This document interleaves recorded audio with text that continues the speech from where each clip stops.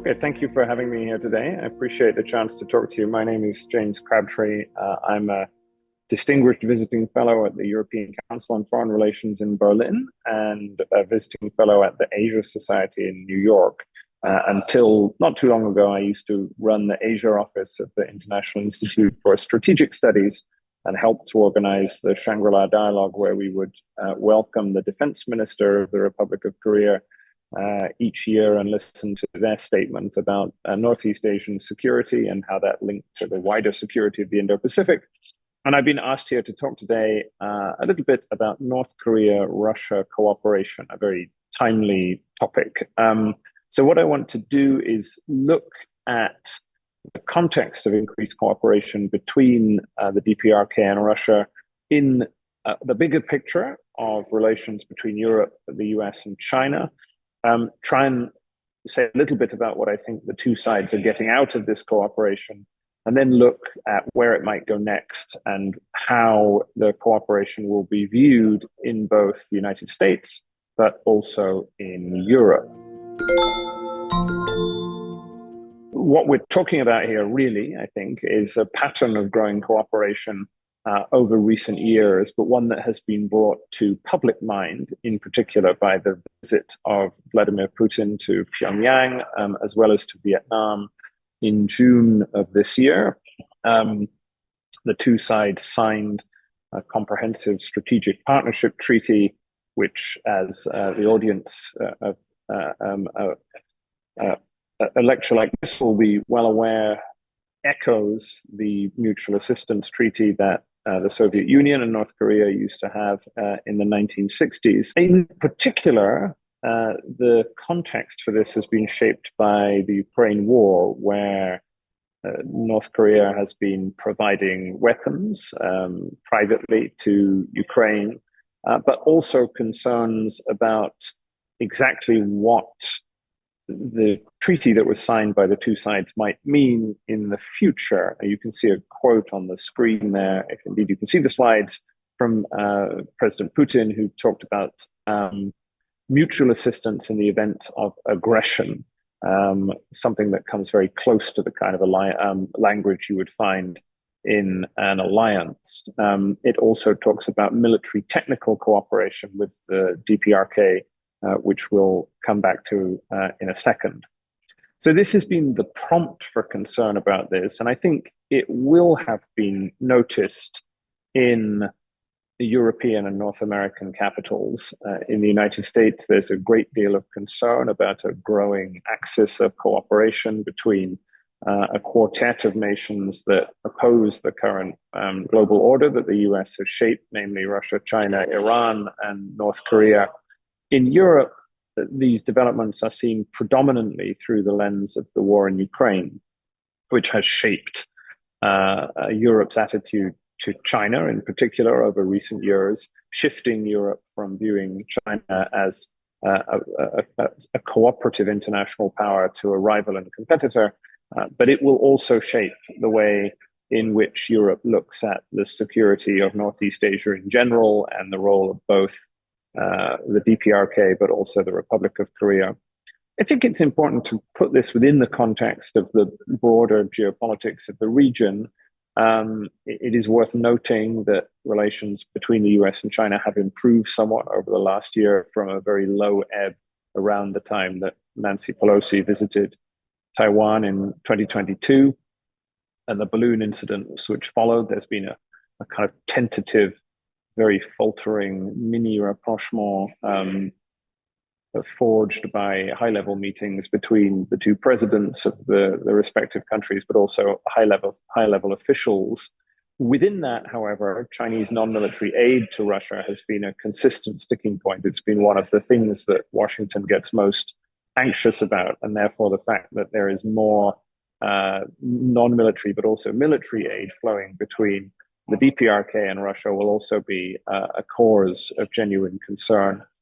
From the European side, as I said, Europeans have seen their entire strategic orientation shifted because of Ukraine and will view developments with the DPRK within that I think one way of thinking about this is that Europe is grappling with the fact that nations in Asia are increasingly affecting the European security order. Now, China is the most obvious with its meaningful support for Russia, but the DPRK is another because the war in Ukraine is so central to the future of Europe. And any country that appears to be putting a finger on the scales is increasingly of concern. And so that will be true for the DPRK. Raja Mohan, who is a well-known Indian commentator, wrote a couple of columns about this recently in the Indian Express and in Foreign Policy, which I thought were apposite, where he talked about the fact that Asian nations are now able to make choices that shape the balance of power in Europe. In the first Cold War, it was the case that it was generally European nations who were shaping the balance of power in Asia. And now there's, at least in a small way, a sense in which it's beginning to flow the other way around. Let me talk. The second thing that I wanted to do is to talk about the motivations of the various sides for the meeting. I think from Russia's point of view, there are many different motivations that were that pushed this deal to happen. I mean, at one level, there are costs to Putin in going to North Korea because it does underline within the international community and within the global South that Putin has this pariah status, that he's one of the very few leaders willing to meet with Kim Jong-un. That doesn't matter so much with his relationship with the West, but Russia would be concerned about how that would look in terms of its relations with other emerging market nations in the global South.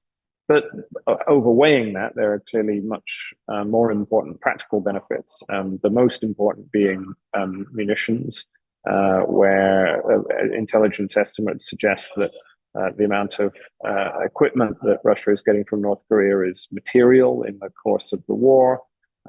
Ballistic missiles, 2.5 million rounds of ammunition, according to estimates. But the trip was also very helpful in a range of different kind of signal sending. It sent a signal to the United States that Russia, if it was pushed, could find ways to share nuclear technology, which is something that the US is very concerned about, the nuclear proliferation risks. It is, I think, a calculated rebuke to recent developments in the US ROK Japan security relationship, which as a trilateral has been growing closer. And that's something that Russia is uncomfortable with, particularly given its historic relations with Japan. And it also sends a signal to South Korea, as this audience will be very familiar with, which has been weighing whether or not it ought to play a more active role in supporting Ukraine, particularly with weapons. And that's something that Russia would like to warn against. North Korea's motivations, I think, are slightly simpler. I mean, any international visit is good, reduces isolation, bolsters domestic legitimacy, but there are also tangible benefits in terms of potential technologies, although we're not clear the extent to which Russia will actually share technologies that it, sort of higher end technologies. It also is useful in terms of the DPRK's relationship with China. It reduces to some degree some practical dependency, but also creates an incentive for Beijing to re-engage with the DPRK, given China would not want another power to have a closer relationship with Pyongyang than it does. And I suppose this is just a general point that it seems to me that the Ukraine war has been quite useful to North Korea. That opens up some strategic space, gives it an important secondary relationship with Russia to balance its relationship with China. So where does that leave the response in Europe and the United States? It's the last sort of set of things that I would like to address. I think Europe's relationship with the Republic of Korea has been historically more muted than its relationship with certain other Asian powers, particularly the other prominent democracies, Japan, Australia, increasingly India, which is the beneficiary of a lot of attention in Brussels and major European capitals. I think the visit will raise awareness of various DPRK-related risks, both in terms of the cooperation with other authoritarian powers, but also potentially the value of the EU ROC partnership. The last major visit between Brussels and Seoul happened in 2023 when you had the 10th strategic summit between the two sides, when Ursula von der Leyen and Charles Michel went to Seoul. I think one of the unfortunate, or maybe more positive consequences of this visit is that European leaders will now have a sharper reason to pay attention to Northeast Asia because of concerns about how this will affect Ukraine. I think there have been other reasons why the Korean Peninsula has become more prominent of late, and the most obvious being the role of the South Korean arms industry in supporting European rearmament. Most obviously, its partnership with Poland, but also some other countries. We've seen a number of major deals, and I think that's something that most European defense decision makers simply wouldn't have been aware of before. I think European leaders will continue to ask Seoul to support Ukraine. We saw during the NATO summit that Prime Minister Yoon promised to increase non-military support. So far, South Korea has not shown any sign that it will provide weapons and has reinforced in the recent weeks the nature of its strategic relationship with Russia. But ultimately, European leaders would like to see South Korea as a balance within that conflict, given North Korea's role on the other side. I think in the United States, the concern with Ukraine is substantial, but it's also balanced with much higher profile worries about non-proliferation. Avril Haines, the director of national intelligence, testified before Congress a few months ago, talking about the fact that Russia's actions in North Korea, but also with respect to Iran and others, had the potential to undermine long-held non-proliferation norms, which is quite a significant step. So there have been warnings from the US intelligence community about what Russia may be planning to do, and that, I think, is of major concern to US decision makers. So we, at a basic level, we know what Russia is getting from the DPRK in terms of weapons. What we don't know is what Russia is going to be willing to give in return. Historically, as I have understood this, Russia was not willing to share its most advanced technology with North Korea, but the question, I suppose, is will this time be different? Other consequences, I think this, in a useful sense, Washington may view this as a potential spur to still greater cooperation between the US, the Republic of Korea, and Japan, a relationship that has been moving ahead quite nicely from Washington's point of view. But I suppose we should say that there is, some considerable uncertainty about the direction of US Korean Peninsula policy given the election. It's not clear how a returned President Trump, who that would seem to be the most likely outcome of the election, despite President Biden's withdrawal. He had an eccentric North Korean policy or Korean Peninsula policy in many respects in his first term, and it's not clear how that would develop in his second term. So to conclude, I suppose I would say that Western powers will be watching very carefully to see if this cooperation that was embodied in Putin's visit and has been developing over recent years is going to deepen, and also to see how Seoul chooses to respond to that internationally, particularly with respect to Ukraine.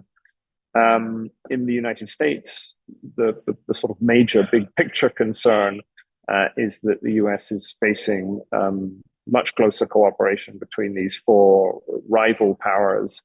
You can see the quote there by Admiral Aquilino, the outgoing head of Indo-PACOM, who talked in a recent hearing in front of the US Congress about a return to the era of an axis of evil. This is the kind of language that you do hear in Washington increasingly these days.